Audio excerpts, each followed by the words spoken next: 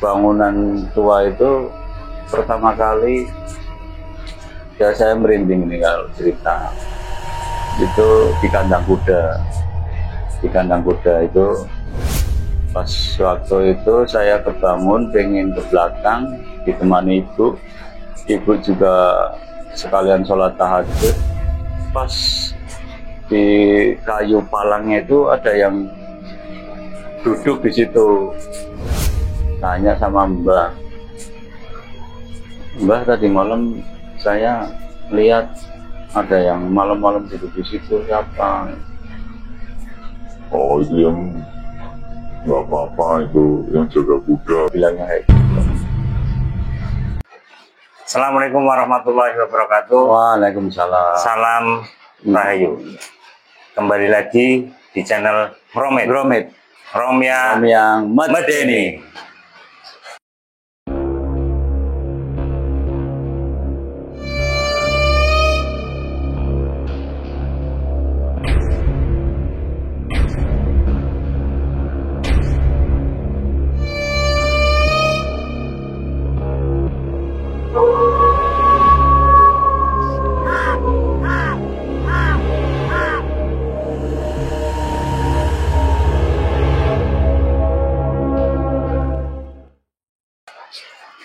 Seperti biasa, kali ini kita akan ngobrol-ngobrol terkait dengan dunia misteri yang berkembang di masyarakat.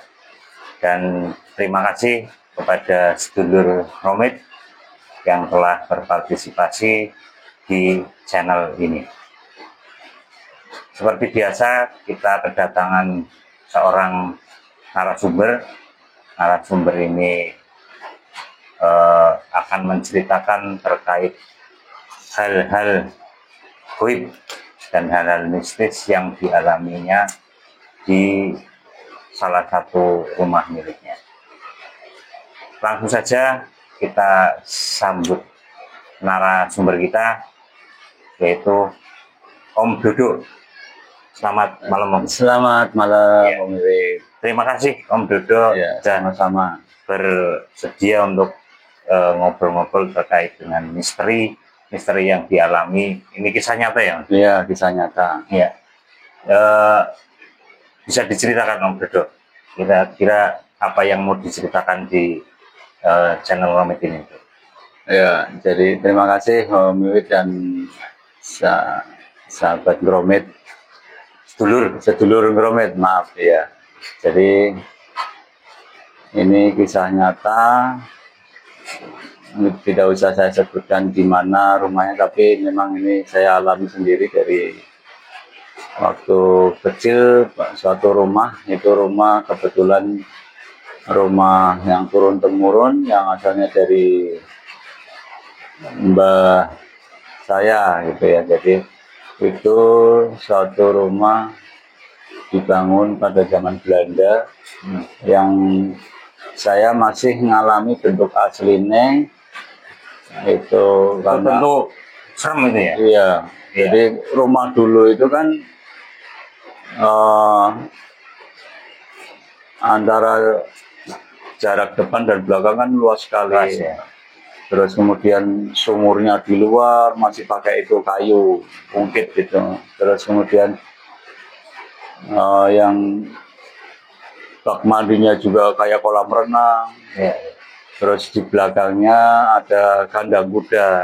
Kebetulan mbahnya itu dulu kusir Delman lah. Ya. Ini ngeri sekali ya, Bro. Bentar, Bro.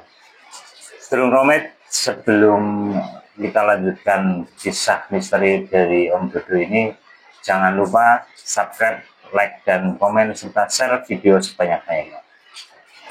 Kembali lagi ke Om Dodo. Dilanjut Om, ceritanya.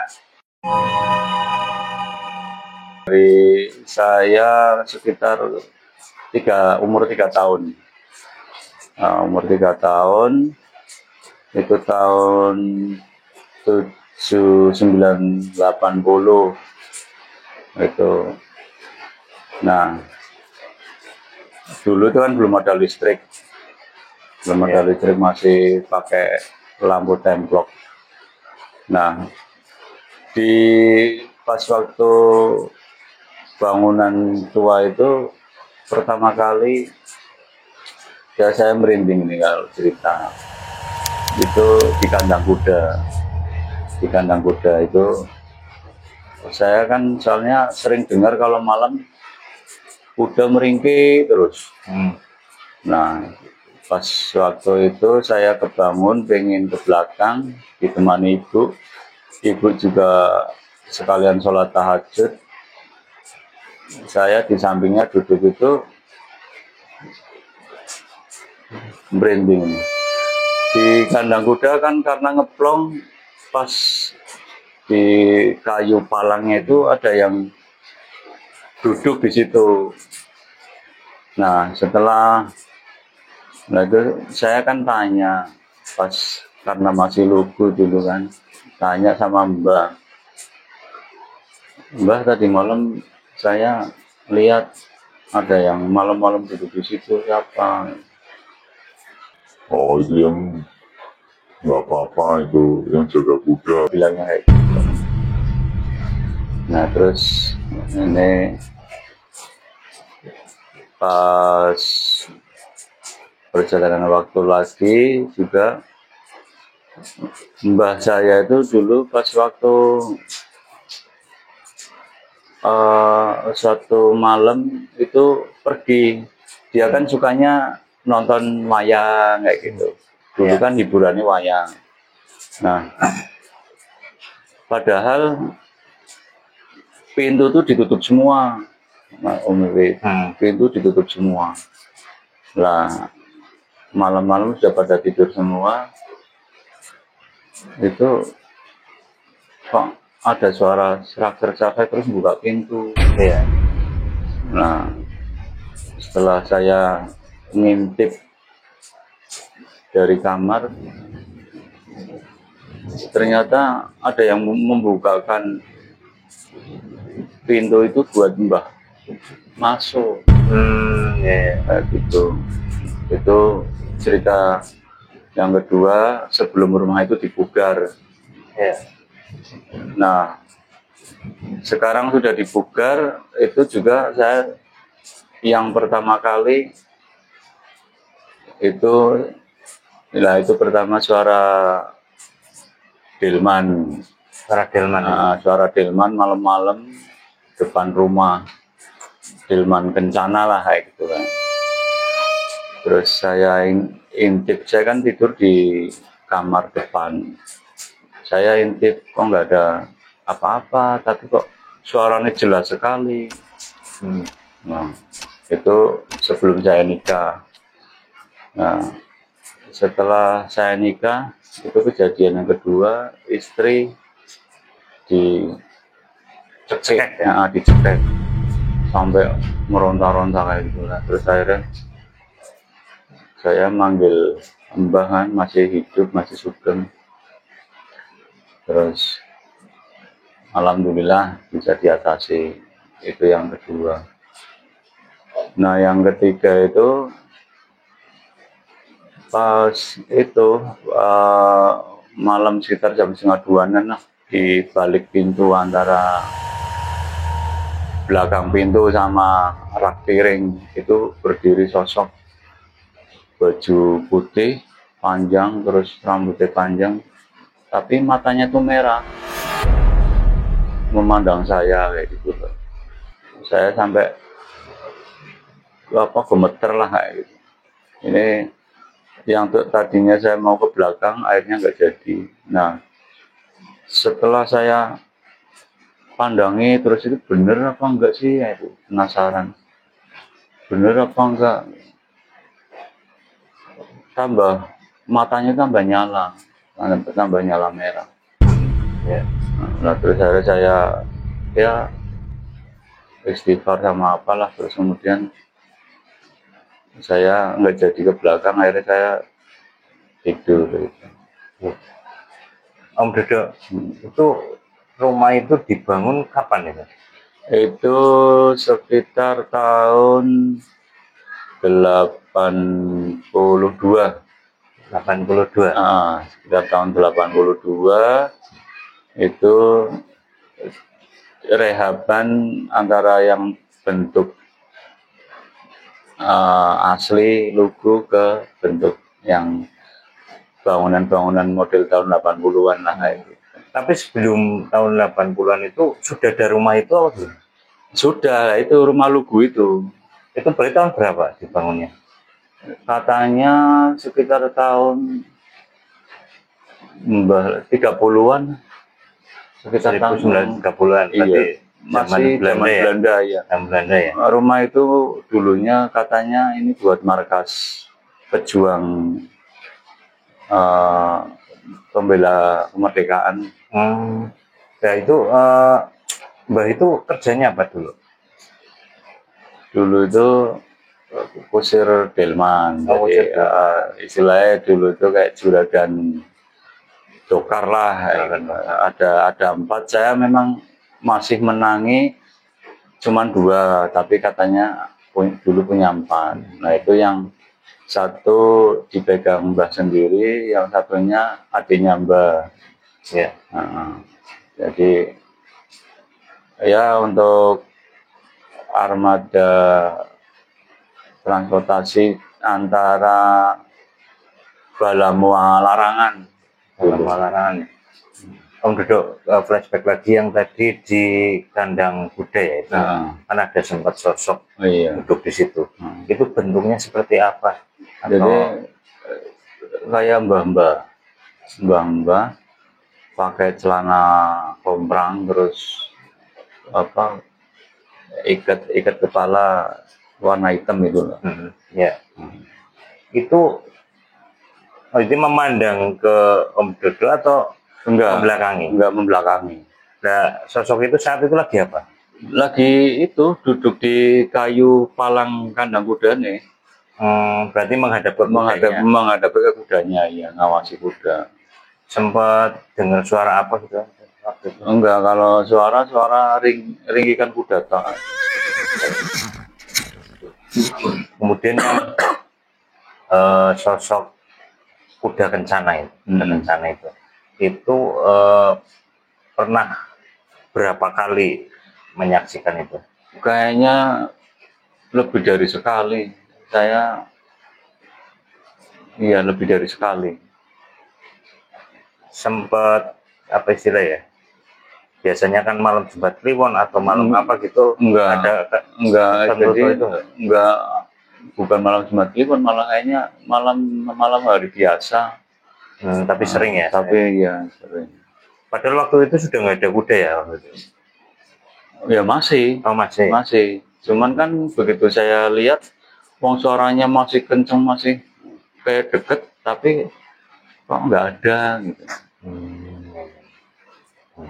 Ya, yang sosok tadi, kembali lagi yang sosok Punti ya itu ya, Putih itu. Iya. Itu berarti pada saat melihat itu kondisi setelah tidur atau memang setelah tidur? Setelah tidur lihat itu? Iya, setelah tidur biasanya saya tuh pengen ke belakang, lalu terus bangun. Makanya saya kan antara mimpi apa bukan kayak gitu loh. Iya.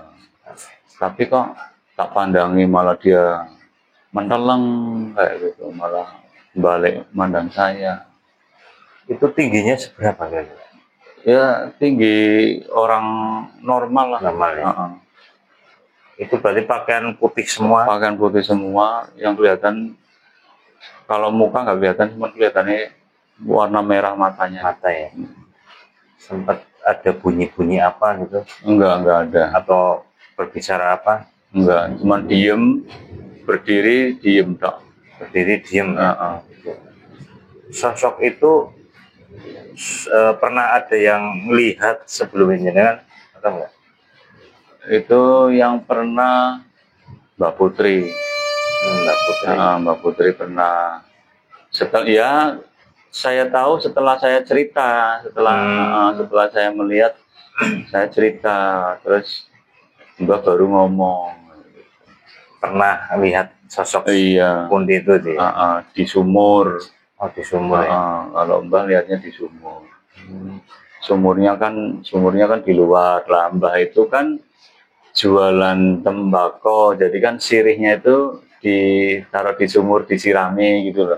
Biar Nah, seger ya. biar seger lah. Kalau malam tuh Mbah mesti kayak gitu, nyirami sirih kayak gitu. Itu berarti sumur lama, Sumur kuno ya. sumur kuno ya. Sumur kuno. Ada cerita di balik sumur itu enggak? Jadi rumah itu ada 1, 2, 3, itu sumur tua 3. Sumur tuanya ada 3. Sumur tuanya ada 3 dan yang ada penunggunya semua. Itu yang memang apa banyak yang ngomong tuh yang paling tua yang nunggu di sumur yang di belakang. Nah itu ada hubungannya yang jaga kuda itu. Itu penunggunya siapa informasinya? Kalau anu sih orang tua. Orang tua. Kalau menurut ceritanya Mbah, orang tua. Malah, nah itu bapak saya kan dulu sukanya karena orang pensiunan, sukanya bersih-bersih pekarangan. Padahal siang. Jadi di pekarangan itu disediakan kayak lincak gitu loh, tempat duduk panjang ya. Nah pas waktu tidur di situ katanya ditarik, dilarang, bahasa sininya itu dilarang. Itu sampai jatuh, sampai ya gemboran kalau pas waktu itu teriak-teriak. Itu ditarik ke sumur apa gimana? Arah sumur. Oh, ke arah sumur. Ke arah sumur ya.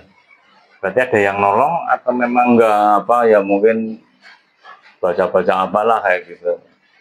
Katanya terus akhirnya dilepas sendiri. Sosoknya diceritakan apa? Itu katanya almarhum bapak itu orang tua. Orang tua. Oke. Bro Romit, ini kita break dulu, monggo Om Dodo kopinya di anu dulu.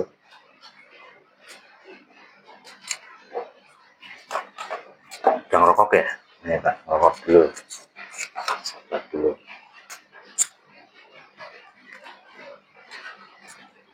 Sebelum Romit kita lanjutkan cerita misteri di sebuah rumah Belanda, ya, peninggalan Belanda. Om Dodo, di rumah zaman dulu kan biasanya ada space lebar di belakang. Jadi biasanya rumah kemudian dapur kan, dan space di situ. Itu ada nggak sosok yang biasanya mondar-mandir di space kosong itu? Ya itu rumah dulu, rumah kuno itu kan kamar depan itu 2, biasanya 2 kiri kanan. Nah terus di tengahnya itu ada lontrong. Nah di lontrong terus itu musola,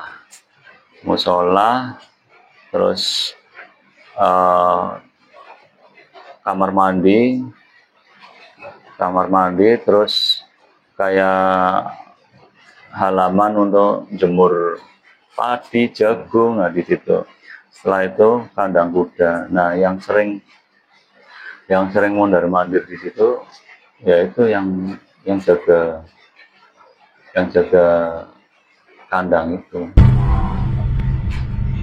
Itu dulu memang ada orang yang jaga kuda itu kemudian meninggal, akhirnya masih ada energi di situ, atau memang dari dulu penunggu gaib itu di situ? Katanya Mbah memang sudah sebelum. Jadi antara rumah kuno itu pun sama sumurnya duluan sumurnya. Duluan sumurnya ya katanya, soalnya itu dulu itu kebun, setelah sumur itu buat nyirami tanaman. Iya. Ada cerita lain nggak terkait mungkin orang yang tinggal di situ kemudian ditakut-takuti atau apa gitu? Ya itu apa, kalau orang baru biasanya kan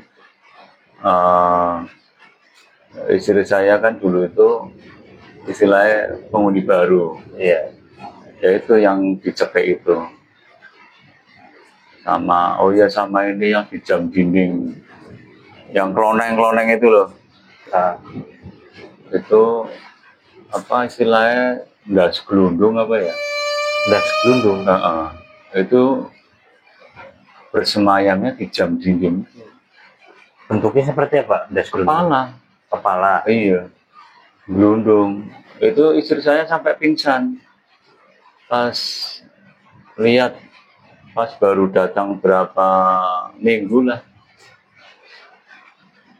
gelundung terus ke belakang, nggak tahu terus kemana. Itu jam dinding kuna yang Dinding besar kuno itu. yang besar yang Hah? teng kayak gitu. Itu gelundungnya dari atas. Dari atau- atas, Oh, oke. dari atas gelundung langsung ke ini, ke lantai. Dan gerak gitu. Gerak iya. Itu ada matanya atau ada rambutnya? Gimana? Kata istri nggak ada, cuman kelihatan hitam semua lah kayak gitu. Ya. Itu berapa orang yang melihat das gelundung ini? Itu cuman istri sih. Istri. Kebetulan istri juga agak ini apa Sensitif ya. sensitif ya, Sensitif dengan itu. Berarti setelah lihat itu pingsan ya. pingsan gitu. Dan ceritanya itu saat itu istri mau apa? Atau ada das gelundung itu? Dia dari belakang, dari kamar mandi, begitu buka pintu terus mau masuk mau nutup itu ada suara sup kayak gitu, terus langsung blending nembus kaca. Oh, nembus kaca. Iya, nembus kaca. Berarti arahnya kemana? Arahnya ke itu apa, ke lontrong sebelah selatan rumah. Itu menghilang di situ Iya, apa? menghilang di situ. Kalau orang zaman dulu kan biasanya ada peninggalan-peninggalan, karena itu pada apalagi zaman Belanda. Ada nggak sampai saat ini peninggalan yang memang masih ataupun terpendam ataupun gimana ini? Iya, jadi saya juga masih menangi pas waktu itu Mbah masih sempat ngoleksi pusaka, itu saya masih menangi sampai ada di mandiin, digosok sampai jeruk terus apa, saya masih lihat. Nah itu kalau kan dulu di situ ada mas saya itu yang tidur bareng mbak saya, itu mas saya itu yang sering didengeri suara keludak di lemari. Jadi sampai sekarang yang masih ada itu dipegang mas saya, yang keris kecil cuman itu satu, yang lainnya udah nggak tahu kemana. Nah kalau saya dulu cincin, saya waktu itu naksir satu cincin warnanya putih bening, saya pakai. Mbak saya tuh bilang kamu pasnya yang ini, tapi saya nggak mau yang ini. Pas waktu itu saya udah kuliah, kayaknya semester 2 kayaknya. Nah pas waktu itu saya pakai, saya berangkat ke Jogja, di stasiun Purwokerto saya kan ke belakang ya, turun ke kamar mandi, ini cincin tak lepas, taruh di lubang angin di luar.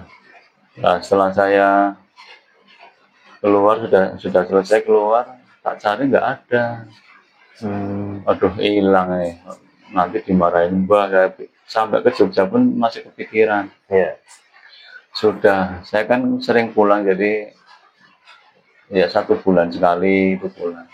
Nah setelah itu saya pulang ke rumah lagi ternyata apa? Cincinnya itu sudah dipakai sama mbah saya. Balik sendiri. Balik sendiri, ya saya kaget. Mbah, lah ini kan kemarin hilang pas tak pakai ke Jogja. Dari siapa hilang, tak mbah kayak gitu.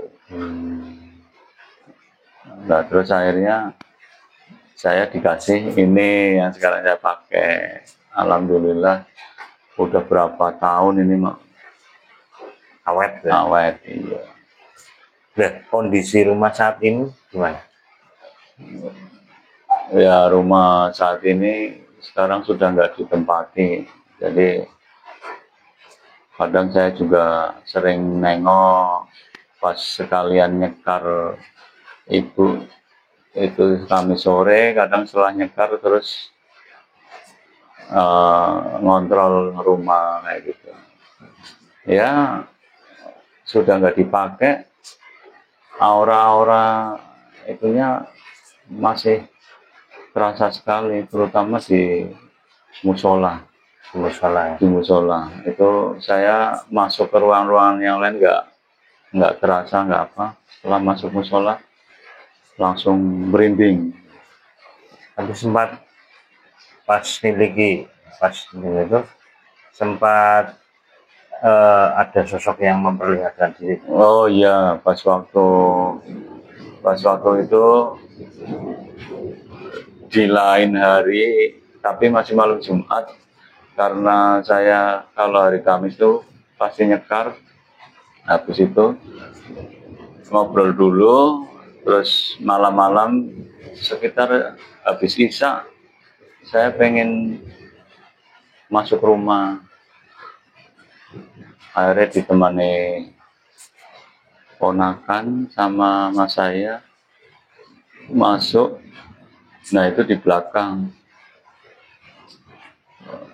di bawah pohon jambu itu sosok pocong di situ.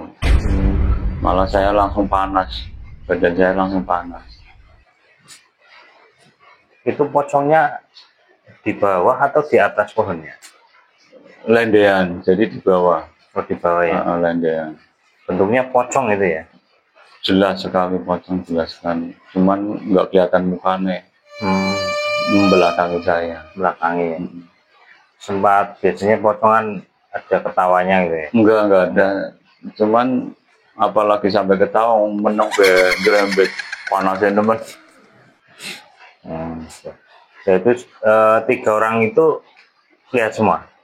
Enggak, cuma saya toh.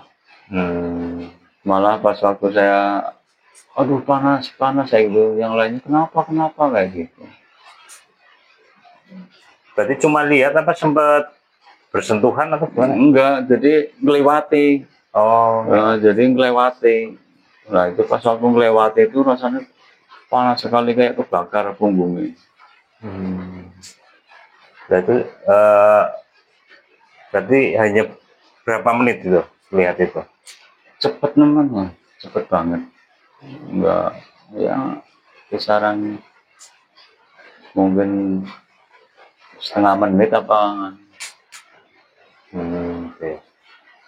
Itu menghilang sendiri atau memang dibaca-baca? Menghilang sendiri. Menghilang sendiri ya. Setelah saya kerasa panas terus menghilang sendiri. Berarti saat ini kondisinya juga masih angker ya? Masih rumah angker. zaman Belanda ya? Iya. Belanda. Oke. Sedulur Romit, dimanapun Anda berada, kisah misteri yang diceritakan Om Dodo ini menarik sekali. Dan sedulur Romit, jangan lupa subscribe, like, dan komen, serta share video sebanyak-banyaknya. Terima kasih. Demikianlah kisah Romit kali ini. Assalamualaikum warahmatullahi wabarakatuh. Salam Salam. Rahayu.